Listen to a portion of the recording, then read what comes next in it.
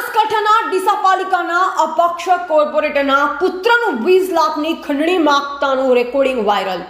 ડીસાના ward number 5ના મધુબેન કેલાના પુત્ર ધવલ કેલાએ કોન્ટ્રાક્ટર પાસેથી 20 લાખની ખંડણી માંગતાનું રેકોર્ડિંગ થયું વાયરલ।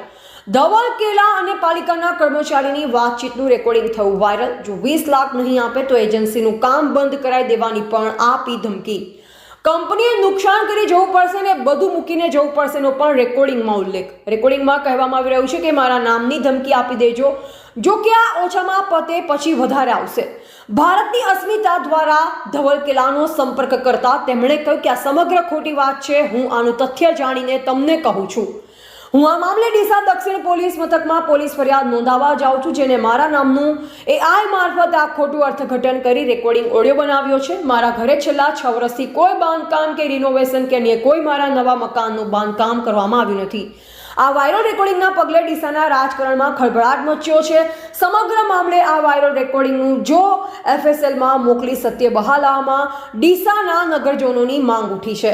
હાલ તો આ વાયરલ ઓડિયો ક્લિપ ડીસાના નગરપાલિકાના વિવિધ વોર્ડના WhatsApp ગ્રુપના જોરોશોરોથી વાયરલ થઈ રહ્યા છે। આ સમગ્ર વાયરલ ઓડિયોની ભારતની અસ્મિતા પુષ્ટિ કરતું નથી। ધવલ કેલાએ કહ્યું, અમે સત્ય બહાર લાવીશું ને દૂધનું દૂધ અને પાણીનું પાણી કરીશું।